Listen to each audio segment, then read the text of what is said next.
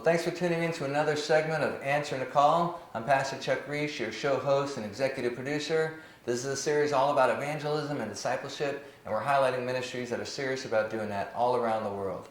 Our next story comes from Naples, Florida. We're visiting Sunlight Home, and with me is Carmen Cisneros, the executive director. Carmen, thank you so much for spending some time to chit-chat with our viewers. Well, thank you so much for being here. Yeah, you're so welcome. Well, you've been here for about a year now. We've done this story a couple years ago. You guys are still doing some amazing things. Tell our viewers a little bit of the backstory and how God led you to Sunlight Home. Well, I was working at a local nonprofit, and it was mainly administrative work. But my heart has always really been to work with women who are at risk and children. So I heard about this opportunity, and I applied, and the Holy Spirit was moving here, and that's how I ended up at Sunlight Home. So tell our viewers a little about the vision, the mission, the heartbeat of Sunlight Home as you see it. Well, Sunlight Home is a home that helps pregnant women who are homeless or at risk of being homeless. So we get really women from all walks of life. And we recently started accepting women who are not pregnant. So that's something we've added new because of the demand. So we accept women with young children, and we've also have a different side to our program now, which is the transition to hope. So the women come in pregnant, they have their baby here, and then, you know, as they go along the program, they're eligible to stay at our transition to hope for up to 2 years. Talk about the life skills and some of the parenting that you guys teach as well. Well, most of the women who come, they come from broken families where they didn't have a good example as a parent. So we teach them, this is how you play with your child. This is how you correct your child. And just those basic things that maybe we've learned from our parents, they have to relearn. And know that there is a better way to raise their child. And it's not only just them with their children, but also to heal from their own past of how they were raised. Why do you do what you do? Well, the verse that, when I hear somebody ask me that, the first verse that comes to my mind is Psalm 116, and it says, how can I return all the good that the Lord has given to me? And so I ask myself every day that, how can I make a return for all the good that has been given to me? And for me, it's this. Is there anything else the Lord put on your heart to share with our viewers about Sunlight Home? Well, this would be especially if you know somebody that might need help. Please direct them to us. We would be more than willing to help her. And also just anybody who would like to volunteer, please contact us, and we would love to show you around and have you here.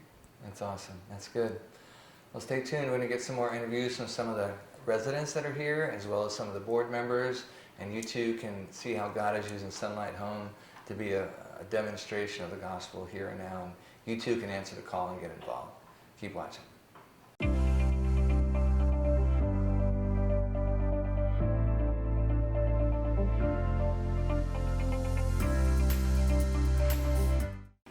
Here at Sunlight Home, our residents come from hard pasts. Many of our women have, just come from very loveless environments. They can come from places of abuse, drug addiction, prison, prostitution. You know, the girls, like the residents, that were like us, we come in, we're broken. You know, we got a lot of emotions and issues that we got to deal with, you know, inside. Like I was broken inside out, you know, emotionally, physically, mentally. The center of this house is love. When you walk in the door, you're loved, and there's no judgment. Doesn't matter where you came from, doesn't matter what you've done. But we know that Christ loves them, so we love them. Sunlight Home is great with welcoming and helping girls who might be at their lowest, you know, because they've been there, they've seen everything, you know, there is to see. No, they won't be surprised. They have Bible readings and Bible study here, which is so important. A lot of them coming here maybe have lost the message of God, maybe briefly in their lives, maybe they never had it, but they found their way to this home, and I think that is the gift of God. For the first time, I had people that were Christians who actually showed God's love to me and didn't give up on me.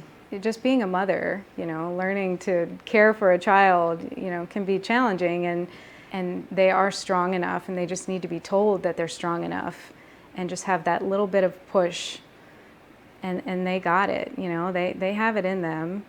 They just need the love that Sunlight Home gives. Yeah, so there's so many ways you can get involved. First and foremost, prayer. Prayer is what we need the most.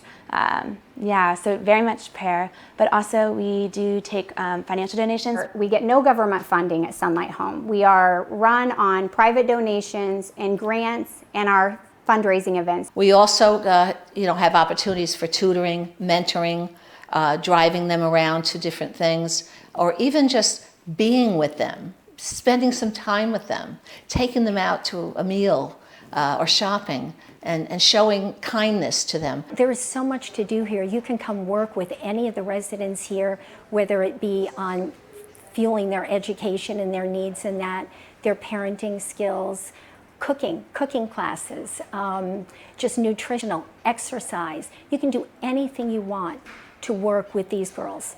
This place is more than just a program. This literally is a family.